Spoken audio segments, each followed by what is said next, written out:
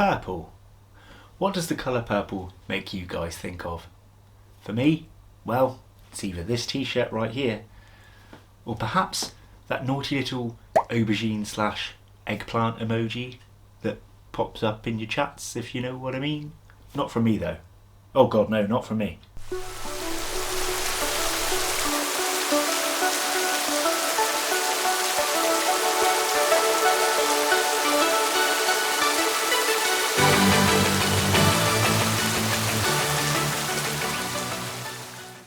Hello and welcome back to Bug Realms. On this channel we like to discuss all things creepy crawly, so if that's something that interests you, please consider subscribing to the channel.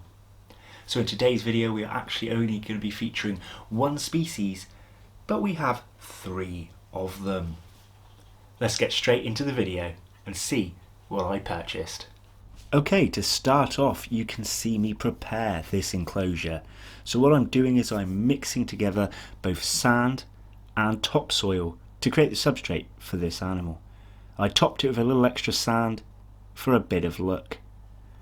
I added some twigs in a shape to make a hide, some dried banana leaf just for look, and not much else. So this is the animal, C.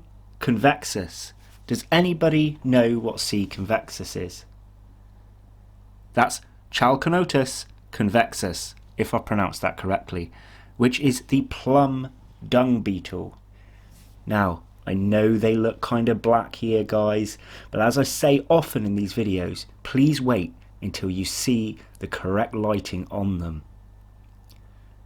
Now, I'm going to be brutally honest with you guys, this is my first time keeping any kind of dung beetle, so I don't want to give you any misinformation. So what I will do throughout this video is I will tell you the information that was provided on the Venomous Visions website. So if you don't know Venomous Visions, it is an excellent company owned and run by Tony Webb, the Carnage Cockroach himself, a guy who I think is an absolutely fantastic gentleman as well as a fantastic trader full of useful information. So what does it say on his website about the C. convexus? Let me explain now.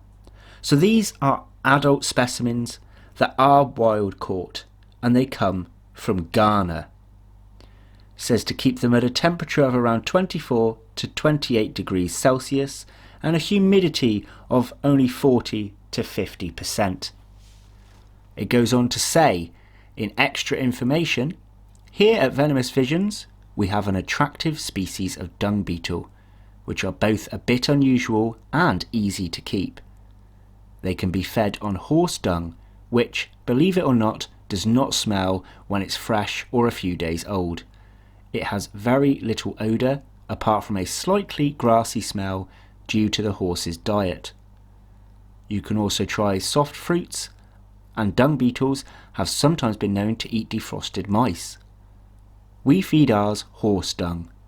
Substrate can be made from a mixture of 50% sand and 50% topsoil mix, and can be 4 to 5 inches deep. The adults will lay their eggs in the dung, which the grubs then feed on. And then it says, note, please make sure that the horse dung you feed to these animals is completely free of chemicals and medication, as many horses are given worming tablets as a part of their routine care. If necessary, you can find safe dung balls in our dry goods section.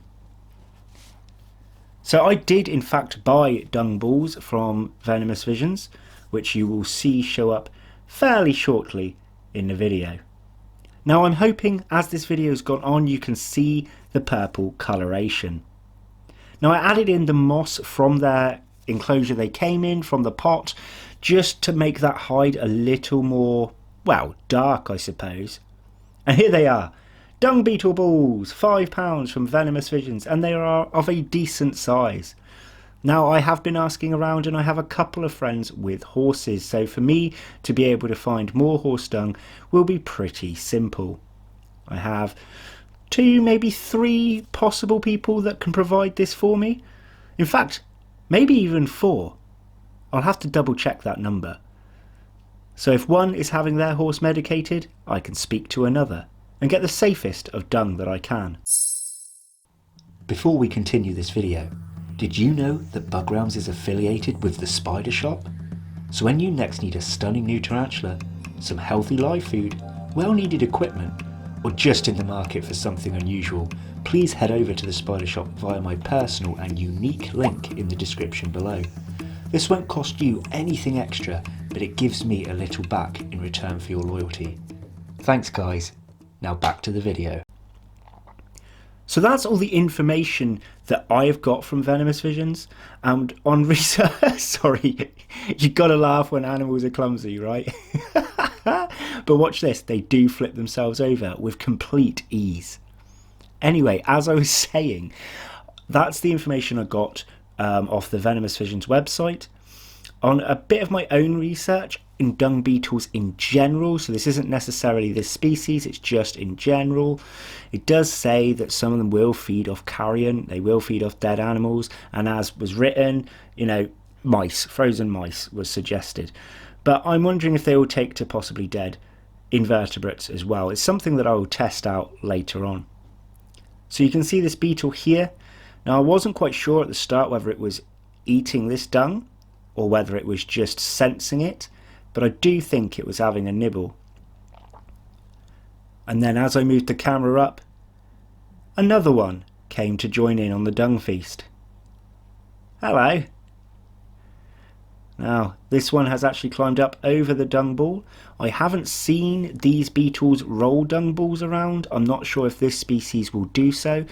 I'm pretty sure I read somewhere that the British species of dung beetle don't actually roll the balls. Whether these do or not, I'm unsure, but I can tell you now, after a couple of weeks they actually decimated this dung and left it in shredded bits on the ground, so I saw no such movement with them.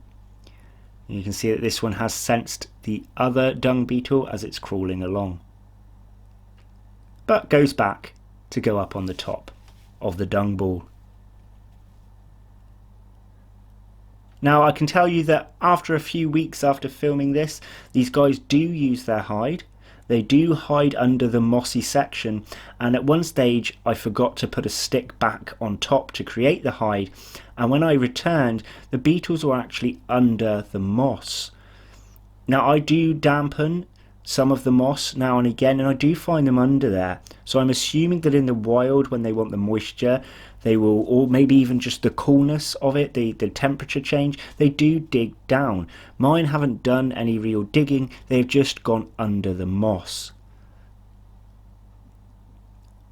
So I hope you enjoy seeing a few clips of these dung beetles. I'm sorry I couldn't provide much more information, but I can tell you that they are super cool, really good fun pets. Now these are remaining pets. I don't mind whether these breed or not, I'm not too fussed about it. I've just thoroughly enjoyed keeping and watching them grow. So that is it, that's the only animal featured in purple, but we did get 3 of them, and I would like to also just jump in there that I actually only purchased 2, but as a long-standing friend of Tony, he did chuck me in an extra one, which I thought was really damn decent of the guy, so massive thank you Tony. So we're just going to finish this video off on the rest of the clips here of the dung beetles. So I hope you guys enjoyed seeing our plum dung beetles. Now it's been a few weeks since I recorded that video, and the guys are settling in, or guys and girls are settling in pretty well. I actually haven't spotted one of the 3 for a few days now, and the other 2 have been hiding either under the bark or under the moss. So hopefully all 3 are still there.